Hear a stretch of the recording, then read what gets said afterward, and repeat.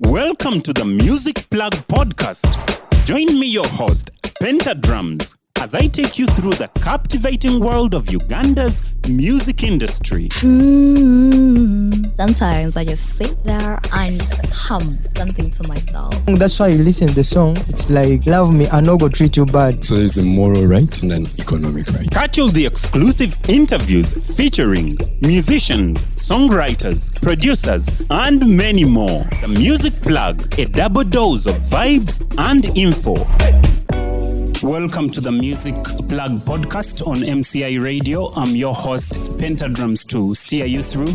Today, we are discussing how artificial intelligence is changing or redefining Uganda's music industry. In studio with me is Cousel David Bahije, a lawyer with considerable experience in intellectual property rights and the music publishing business. So he's going to be helping us to get a clear grasp of the legal implications of artificial intelligence in Uganda's music industry. Cousel David Bahije, you're most welcome to the podcast. Thank you very much. Yeah, tell us a bit more about yourself, sir. I'm happy to be here for, the reasons that issues we're about to discuss are issues I feel are very timely, and a solution, as much as a solution must be found, I think it's more important that we discuss and understand the problem so that we can gain more suggestions for solutions. So I've done some studies on copyright, especially in digital copyright. I also happened to do a research paper in Rwanda, Kigali, on digital copyright exploitation using non-fungible tokens and blockchain system, and the benefits that are there for artists in other methods of exploitation of copyright. So we are facing a situation where someone can actually simply extract your voice. You are a creative and they extract your voice to generate a speech. They can create a song. So state for us some of the rules that apply to music publishing in Uganda. Okay. Music publishing, basically it's the Copyright Act of 2006. We also have a national IP policy from 2019, I believe, that also discusses a few issues relating to copyright. Yes. We have the Kampala Protocol. I know that's more of a regional or international treaty.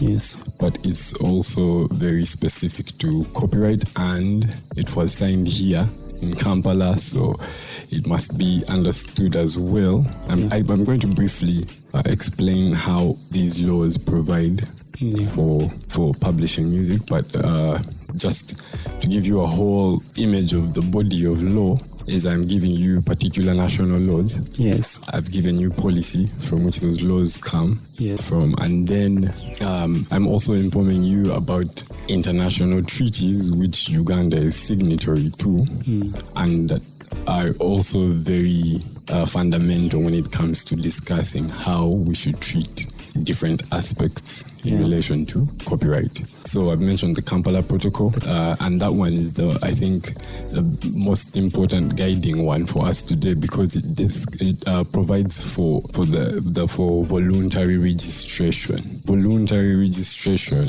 of copyright means that it is not mandatory for a person to register their copyright. It is voluntary. In other words, copyright in itself will exist as soon as it is created. It's like a natural phenomenon. It's like gravity. If you jump, you fall. You will fall.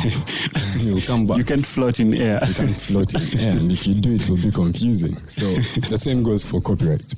As soon as there is a creation of work, of whatever type it is, as long as there is some sort of creativity, then copyright it exists. It has been born. All right. So the thing is, when it comes to voluntary registration, yes, there's advantages that come with registration. But for a long time, people who create rarely register their copyright. But they need to understand that registration comes with easier enforcement. Registration comes with easier proof of ownership or authorship. So if I may just pick up on what you just said there, what's the reason behind most artists in Uganda not copywriting their content? Well, one of, I think, the main issues is the idea that musicians or artists are not represented by themselves, and they are the creatives themselves. Musicians are represented by their managers, by recording labels, by promoters, and many other third parties. And now you can see today it includes streaming platforms like Spotify, like Apple. Yeah, like Apple Music. All these are third parties, and these are the people that are now dealing with the economic right in copyright. Copyright is simply, as it sounds, it's a right to copy. You're the only one who can copy something you've created. Yeah. And anyone else who does not have that right must seek permission from you through licensing. And I've not at any one point there mentioned any law. Because you understand that many rights came or existed before the law was put in place. Even our own human rights are inherent as soon as you're born. They don't come from the law. The law only enforces them or implements them or makes them more serious, if you're to say. So copyright should be understood simply first as a right to copy. Do you have a right to copy? If you are the author, yes. If you are a person who has been licensed by the author to copy, yes. But to look at it as a law, to look at it in itself being about just the right and not the work is misleading. And that's where even musicians have an issue in understanding what is theirs and what is not theirs, despite the existence of promoters, managers, and other agents. Why am I saying this? It's because if you look at copyright, it has two particular sections, very, very very distinguishable sections. One, there is a moral right. The moral right goes to the author. The moral right means that you are the actual creator of this work. If you have a moral right in copyright, it does not necessarily mean that you have the economic right, because that's another section and also forming the two, right? So there's a moral right and an economic right. Economic right. When you have an economic right, you can sell, distribute, broadcast, publish, maybe license to perform, benefit economically in whichever way. And that is usually with permission or in agreement with the author, the one with the moral right. I guess you've really expounded on that. So we must always know which side of copyright are we arguing for.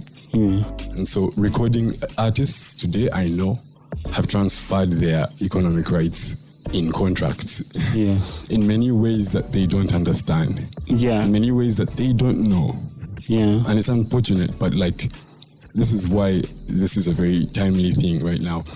But they have the moral right, because no matter in Uganda, for instance, our jurisdiction, our law doesn't allow you to transfer a moral right, meaning that as soon as you create something, even after you die, you will be always credited for being the author of that thing.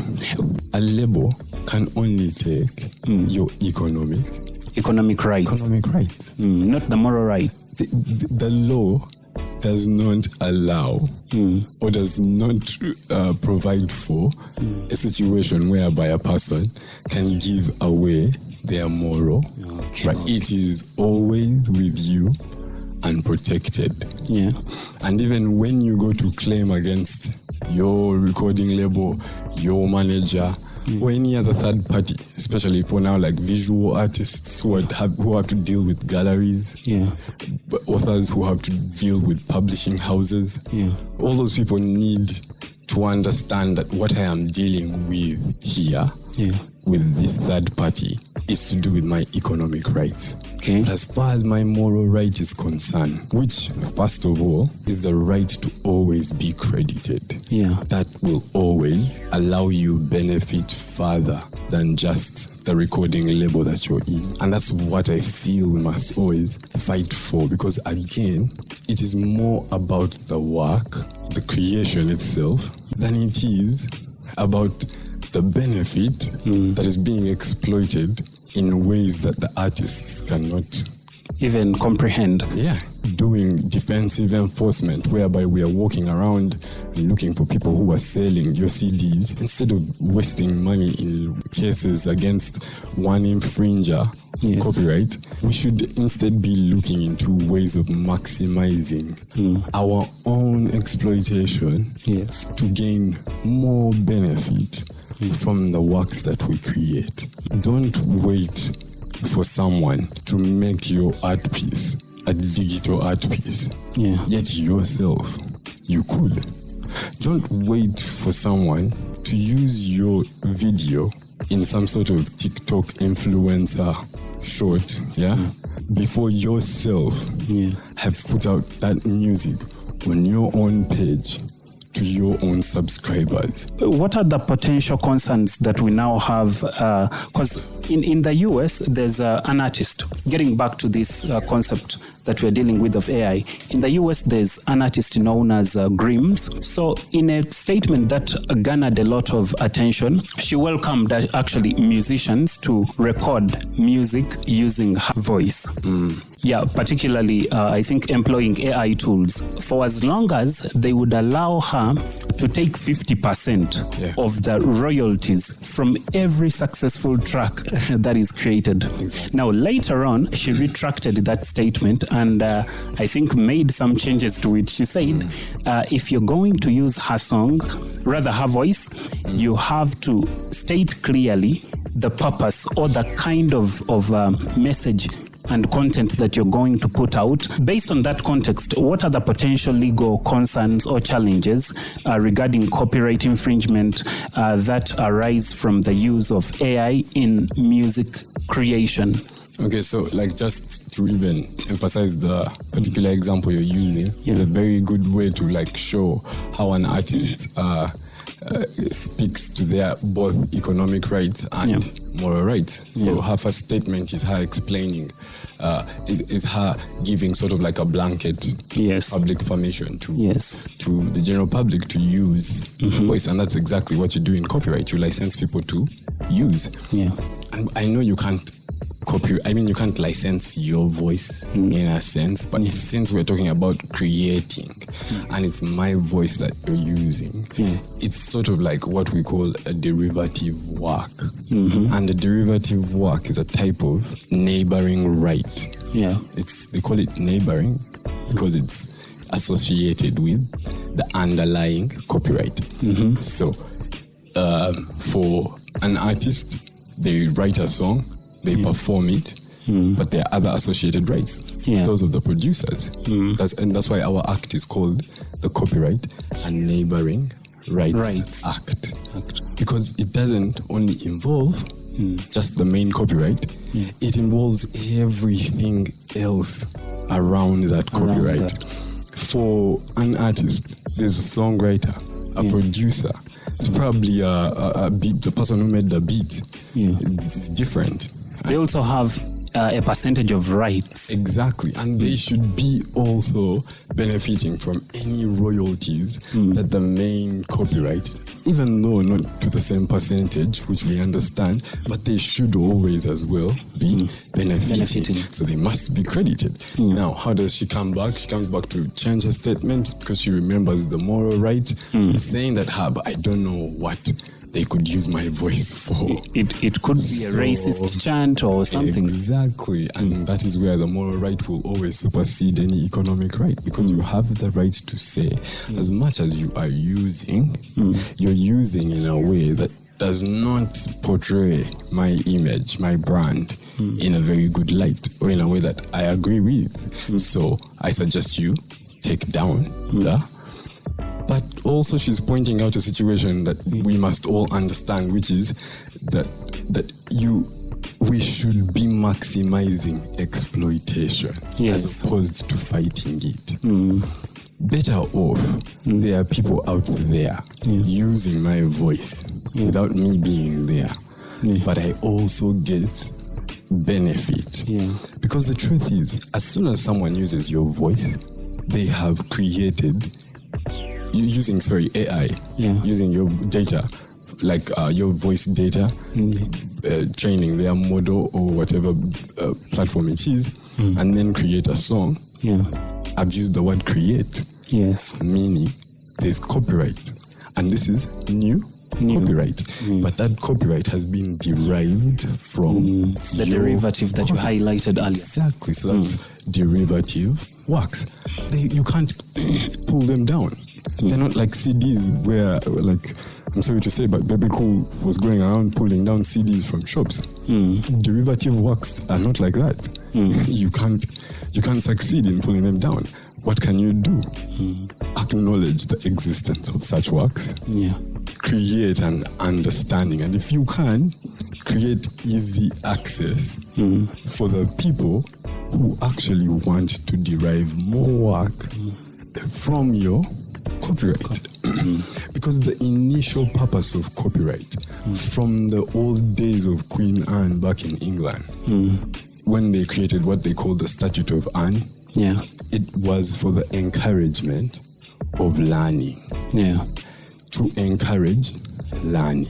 Yes. It has only changed in the days of, even then, okay, they had the same problems with publishing. Yes. Because they were saying that you can only publish through government accredited publishing houses. Yes. Meaning the publishing houses became the rich people. It now brings in the element you pointed out that the people who are like wielding influence over the works of these creatives are not even creators themselves. They're business people. They are not. They are the ones, I believe, who may be causing a bigger problem than even artificial intelligence itself. Because I'm here and I'm supposed to discuss how artificial intelligence is blurring lines with like legal concepts of copyright. But I am also saying that we have had long-standing issues that have blurred those lines much deeper ways, that even when we start to discuss the issue of AI, we're going to be talking about ownership. Yes. And yet we very well know that a machine is not a natural person under the law. Yes. And therefore it can't own. It can't. And so that's not even a difficult question to answer. Secondly, there is a person who is using the artificial intelligence, because artificial intelligence on its own cannot give itself those instructions. Yes. In fact, many of these ones that we have now, like GPT, are artificial intelligent assistants. Yes. So who is it assisting? Someone. But then there are these. That's an example of the very many third parties who have learned the existence of a certain economic aspect in this right of copyright, and they're deciding to benefit from it in a way that yourself has not yet exploited. Yeah. So moving on, are there any specific rules or regulations that address the intersection of AI and the music industry, particularly in terms of copyright, enforcement and protection? Like, as per now, are there any rules that are addressing this issue at hand? No, especially for the Ugandan jurisdiction again. We haven't even come to the point of sitting and discussing digital copyright in the general terms. Yeah. I mean, in the sense that I don't know how far artists go in their membership with UPRS, Uganda Performing Rights Society. Yes. But when, for instance, Uganda Performing Rights Society its mandate is to collectively manage. In other words, create situations where they can collectively bargain on behalf of their members and collect royalties on their behalf. Yes. Right? But can you register digital copyright with them? Do you know if that's possible? I'm not sure. You see, if we have this register of, like, have you ever seen the catalog of rights that are held by UPRS on behalf of its members? No. We have. Again, I'm sorry to say that I know I came to discuss AI and I'd like to talk about other jurisdictions in defense of But I also understand that the stage of our problem as a country goes along with the stage of our development generally. Yes. And that goes to say that we are still at such a lower stage that our worries about AI have nothing on the actual worries that are making the entire platform on which such benefit to creatives should be like discussed. Just understanding what creativity is, just understanding what your right is, how to negotiate your right from different perspectives. If you are trying to give a license, a blanket license like that lady, there's no problem. But you need to understand how you're doing it. We need to create more access to the works as opposed to doing this defensive enforcement. And I will repeat that. We have an advantage. Yes. We are African. Yes. And we have a lot of traditional knowledge that has been ignored, most of which includes Ubuntu, and that's togetherness. A child, for instance, is said to be raised by a community, and not just, like we said, copyright is also a natural phenomenon. If it is nurtured within a country, that means it belongs to us as a community. Not as the individual artist. You're wasting time thinking that you can fight the very community within which fighting people that are supposed to consume your content. Exactly. That's why it's such a complex issue. A complex issue. It's like a chicken and egg situation because you are claiming infringement, but if this person didn't infringe or hadn't infringed, we would never have known that you even have that song. There is benefit that we are supposed to see in as much as it is being covered up by that different. So my solution, my answer in your question, to your question is yes. There is a lot of discussions as far as responsible use of artificial intelligence is concerned. These are not only in discussions by policymakers internationally, but even by the very people like OpenAI that created ChatGPT. Google is now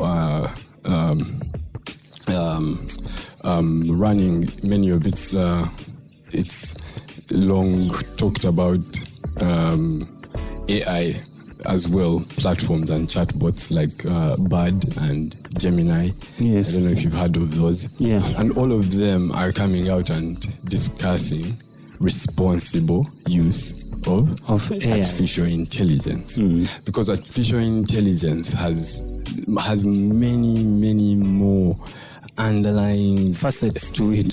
Problems and if you decide to look at them as problems that we must run away from or avoid, then you're missing the point. Because just like when the internet came, many of our forefathers ran away instead of properly understanding and harnessing its power. Exactly. That's the same thing we must be doing now, but different from many of those other societies and jurisdictions that are forcing community through community platforms, and these are becoming very popular. Every website has a community. Every digital every app is creating a community. Artists are creating communities. Taylor Swift is now directly dealing with her fan. To understand that you have a community around what you think is your copyright is much more beneficial than saying, this is my copyright, no one should touch it. Because AI has already touched it. So we need to have more community involved discussions. so that we form policy that is based on our own ethnicities, based on our own cultural experiences, based on our own cultural expressions.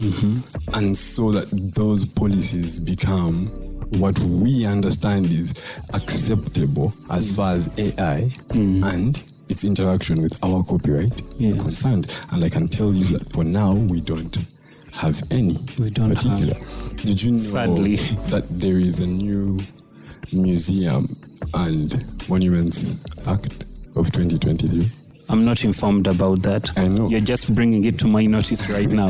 I know, it's because I was about to be shocked, but almost everyone I have asked does not know about this act. But they very well know about the anti-homosexual act and everything, because there's a way that I hope maybe, because I'm speaking to you as the media, there's a way that we must look towards unfettered dissemination of information and not just what people are finding interesting, so that we can gain likes and what.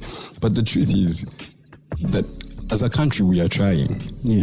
And I know it has come very late in time, but the Museums and Monuments Act is an act that the government is hoping will maybe help us control, protect and manage ownership of cultural heritage and works of art collection.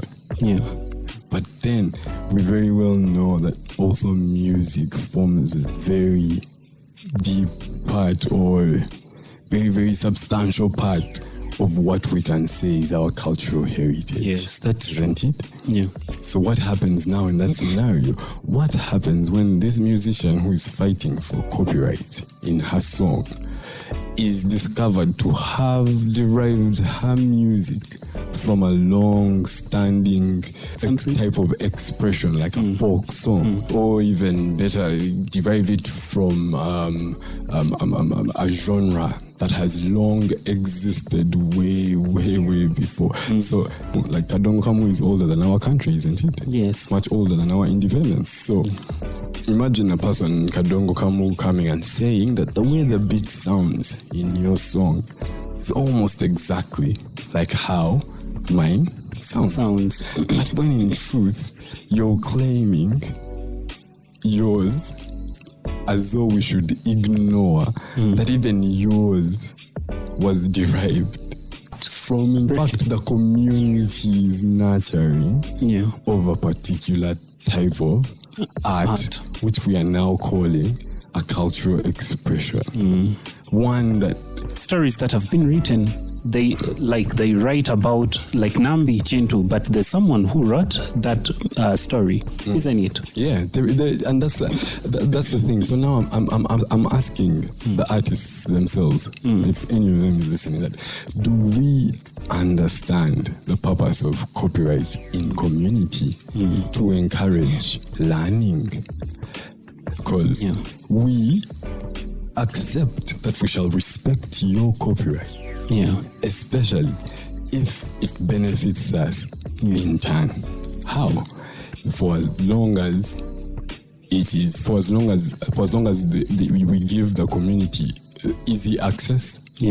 For as long as we give the community available knowledge as far as your creations are concerned. Do you know how much your works will be known to the extent that anyone who finds another person trying to sell to them could say, no, we know who did that song.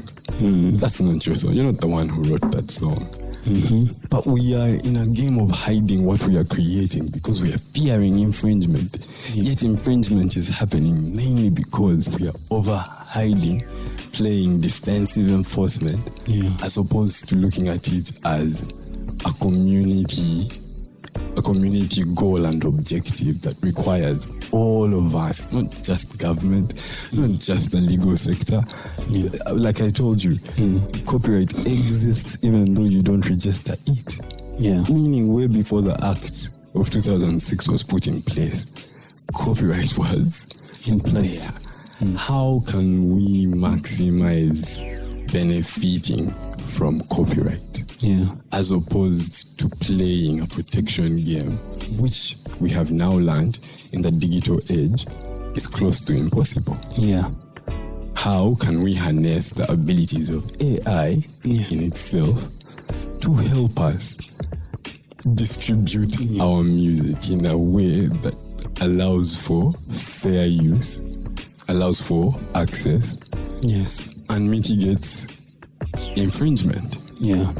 Okay, so the other thing I'll have to inquire is how might the government or industry bodies collaborate with legal experts to establish guidelines or standards for ethical use of AI in music creation and consumption? I actually, when I looked at that question, the only thing I could think to myself is that I have to rephrase it. I'm sorry, but it has to be looked at in the sense of how can the government, the legal professionals, yes, and artists, yes, get involved with the community to then discuss possible policies or suggestions, yes, on how, as a community again, we want to have AI involved in our copyright, not mine. So that discussion, in other words, calls for members of the community to be part, the government bodies, the creatives themselves, and the legal practitioners, right? Yes, because for us as legal practitioners, and it's unfortunate because that's the only role we are forced to play today, which is late enforcement. In other words, someone has found someone. Yes. Like, we have to be more of like at a beginning stage, and we have to allow ourselves learn by going as far back as understanding that all those people that you have mentioned that you believe are stakeholders, should instead just be here and listen to the community. Which community is where this natural phenomenon has been nurtured. Yes. Like, what do we understand? Who can we say owns Kadongo Kamu? Can a person buy Kadongo Kamu? Is it a genre? If it is a genre, can we say we own it? We have to discuss those issues. Otherwise, just like back cloth in Germany, which was registered as a patent in Germany, which you will find genres of music being claimed by various people from foreign jurisdictions. So what roles now do you see the legal professionals playing in ensuring fair competition and recognition for Ugandan musicians at a time when AI-dominated streaming and delivery platforms like Spotify have really taken over? What role do you see the legal professionals really playing in this situation that we are facing? Well, legal professionals, as I have mentioned, should stop trying to run to court with their clients about enforcing. We should look for the legal ways. We should be helping these artists create legally strategic methods of exploiting and benefiting from their works, from their music. They should, you should go become a member of UPRS. Because of the wide reach it may have as far as Uganda is concerned. You should go and open up streaming platforms. Your own accounts on these delivery platforms. We should be able to offer advice as far as the advantages of one streaming platform based on their terms and conditions compared to another streaming platform based on their terms and conditions. I should be telling you why I think, legally speaking, it is beneficial to have an account or a page on YouTube and have subscribers. There is the need for a person who says they create to follow up that purpose, which is they create for a community. Yes. Not a vacuum. In fact, they create even within a community. And so outreaching and accessing, giving them access as much as you're giving yourself access to them will like inspire many methods of benefiting, and that even them, they will become shocked. So it's more like, again, before the AI, these people who are just waiting for new means and methods who come and say, let's now use AI too. You should be already on top of your game as far as AI now is concerned. Yes. What can it do in music? The same people who released ChatGPT have also released music related chatbots. Have people looked at them? Now, for instance, DJs, do DJs know that there is something called Chat DJ? Yeah. These are the things that we must ask ourselves. Like the artists, the photographers, they only complain about Midjourney. And they say, oh, Midjourney now is creating pictures. What are we going to do? But like, have you tried to ask yourself what you can do with Midjourney?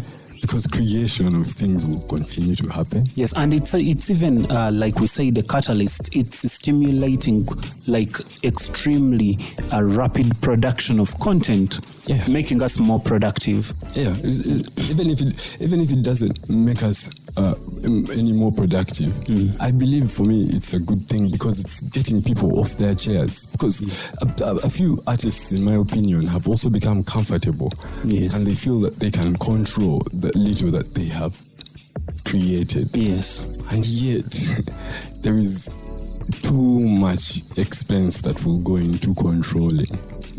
And less expense if truly you are a creative. Why not just create? So if it is creating like this, what makes my work different? What makes my work different will make my copyright. Unless my work is different, I don't have copyright, I'm copying. What are some of the key recommendations, as we conclude, the key recommendations you have for Ugandan artists and music industry stakeholders to navigate the evolving landscape? Does it take us back to what you just explained? Some of it, yes. What recommendations? The recommendation mainly being taking this back to the community. Yeah, we should take it back to the community where it has always started from. Let us discuss with not just the artists. Yes. Because the only reason the artists are complaining is because of how someone else is benefiting from the community regarding their work. Instead of chasing around the people who are infringing, the people who are allowing and facilitating the infringement don't understand what you're talking about. Yes. Don't understand that you even have a song. There was a guy who they showed me recently called, I think, Detacha. And he's a Galaxy FM. Yeah, and he was talking about how he had songs in Jamaica and like it was the only time we were hearing of them. Why do we not? And I guess this one would go to UPRS. Why don't we have a publicly available catalog of the different works that we say they collectively manage on behalf of their members? UPRS is not there to protect more than it is there to manage and collectively bargain. So I think that's the second one. The first one is to take it back to the community. The second one is to make the work more accessible, and especially to UPRS, which has this collective work. Let there be a catalog, and just like you go on Spotify to search for an artist, when I come to a Ugandan catalog as well, I'm hoping I can just search for Bobby Wine. I can just search for Fefe Busi or who, and get the entire catalog and learn that, oh, do you know he has 2 albums? Oh, I've never heard this song before. That's a nice song. Then imagine that will then lead to, you know, there's this song I had. I think we can use it for this particular movie.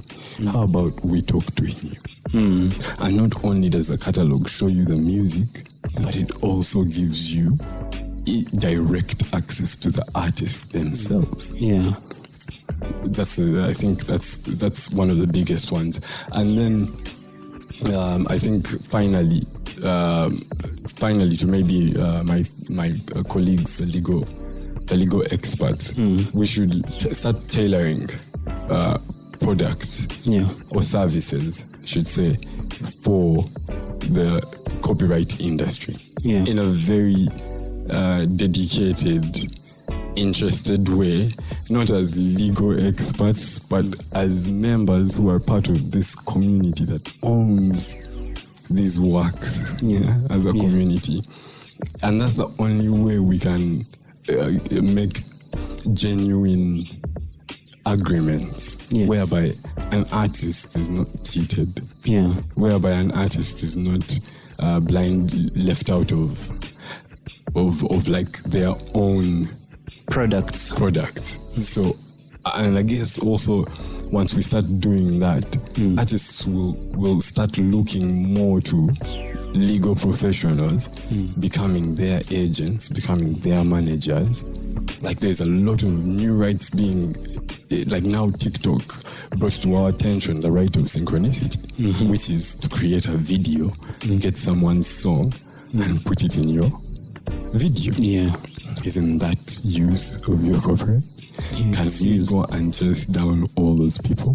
It's very complex. It's very complex, but then also many of those people are creating these videos not as influencers, but for their own private use. And that's an exception, making it fair use. Some of them are using it for educational purposes. Educational purposes is also an exception, which makes it fair use and not infringement. Do we know what amounts to infringement? Do we know, like, I'm willing to discuss AI with anyone, but can we say that at least the reason we're discussing this AI even is based on similar well understood purposes, and so that we don't take things out of context. Cousel David Bahije, many thanks for coming on the show. Could you please give your parting shot? Well, I'm happy to, like, I've been trying to advocate for copyright holders and creatives in general to get into communities where they can discuss. And I've also been trying to attend a number of community-held events that discuss copyright and just helping people to understand copyright, something that I do completely free of charge from a passionate point of view. But I know that the more the communities are created and the more that they discuss and we find like a central purpose, I know that these communities are like one day going to also join each other and we form even bigger communities.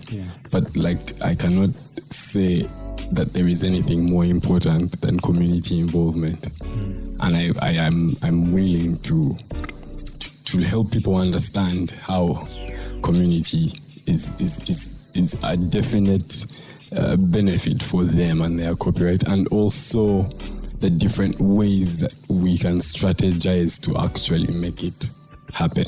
But either way, collective management is more of a solution, and maybe collective management that allows direct access to the community by the artists.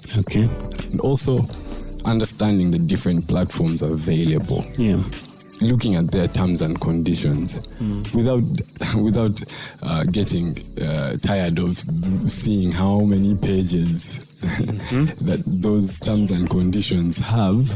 I think legal professionals should take particular interest in that and go to the length of reading all of them, comparing them, and forming strategies and services for their clients. Because I think everyone has copyright in something. Because we are all creatives. As much as we say creatives industry, we are all creatives. We just need our creativity to be triggered. We just need to understand what we've created, when we've created, and how we can benefit from that creation. It's been a real honor to have you on the program. Thank you. Many thanks indeed. Thank you. To all the Music Plug listeners, thanks a lot for tuning in. You can follow the Music Plug on MCI Radio UG. You can as well connect with me on all socials. The name is Pentadrums. God bless.